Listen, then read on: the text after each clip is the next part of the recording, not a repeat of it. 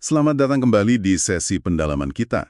Hari ini kita mau bahas satu gagasan yang cukup menarik nih dari buku The Rules of Management oleh Richard Templer. Betul. Kita fokus ke satu kutipan spesifik, Aturan 85. Bertindak dan berbicara seolah Anda sudah menjadi salah satu dari mereka.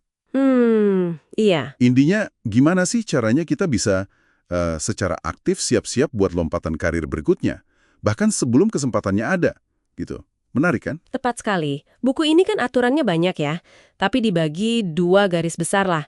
Ngelola tim, sama satu lagi, nah ini yang relevan, ngelola diri sendiri. Oke.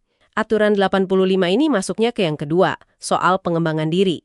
Jadi bukan soal posisi Anda sekarang itu apa, tapi lebih ke bagaimana Anda membangun jembatan ke posisi impian Anda nanti. Oke.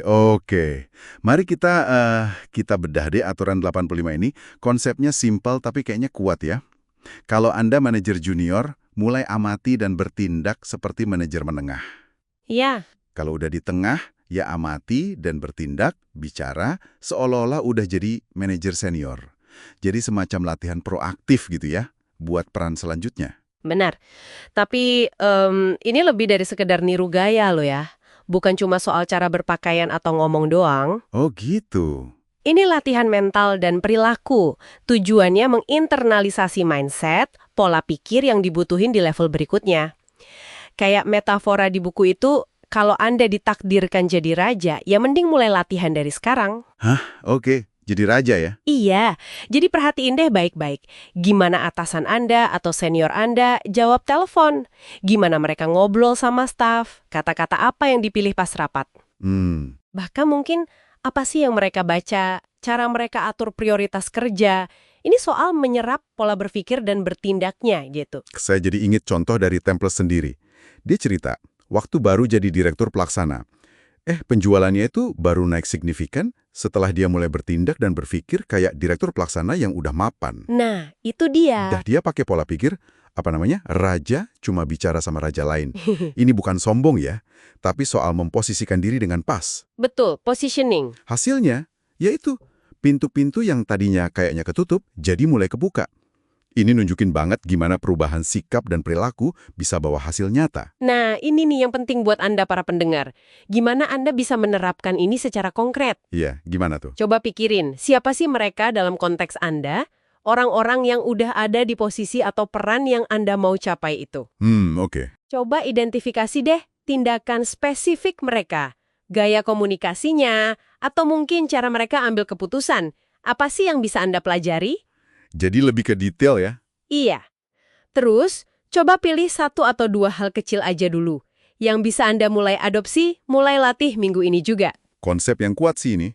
Jadi tujuannya biar kita benar-benar siap pas kesempatan itu datang. Bukan cuma kelihatan siap. Persis. Tapi saya kepikiran nih, ada risiko nggak sih ini dianggap nggak otentik? Atau malah jadi kelihatan arogan kalau salah terapinnya? Gimana menyeimbangkannya? Nah, itu pertanyaan bagus banget. Dan Templar juga sadar soal ini.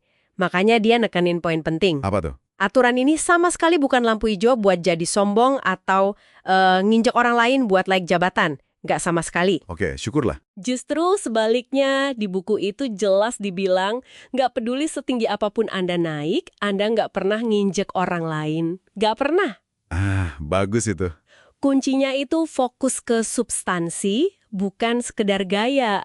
Pahami kenapa sih pemimpin sukses itu bertindak atau ngomong dengan cara tertentu. Maksudnya? Ya, pahami prinsip kepemimpinan mereka, kompetensi di baliknya. Jangan cuma niru tampilan luarnya aja. Ini soal pertumbuhan diri yang otentik, bukan pura-pura. Oke, jadi intisarinya aturan 85 ini, persiapkan masa depan dengan secara sadar mulai mewujudkan elemen-elemen peran yang kita tuju. Dalam tindakan dan komunikasi kita sekarang, bangun mindset dan perilakunya dari awal. Betul sekali. Dan perlu digarisbawahi lagi ya, ini butuh observasi yang cermat, analisis yang tajam, dan latihan yang sadar terus-menerus. Jadi bukan cuma fake it till you make it gitu ya. Bukan dalam arti negatifnya ya, lebih ke practice it till you become it.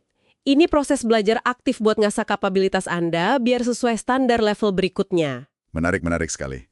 Oke, sebagai penutup nih, mungkin ada satu pemikiran buat Anda renungkan di rumah atau di jalan. Silakan. Selain cuma ngamatin aja nih ya, tindakan spesifik apa, sekecil apapun, itu, atau mungkin perubahan gaya bicara apa yang bisa Anda mulai praktekkan secara konsisten mulai minggu ini deh. Yang selaras sama peran yang Anda idamkan itu. Meskipun perannya sendiri mungkin belum kelihatan ada di depan mata.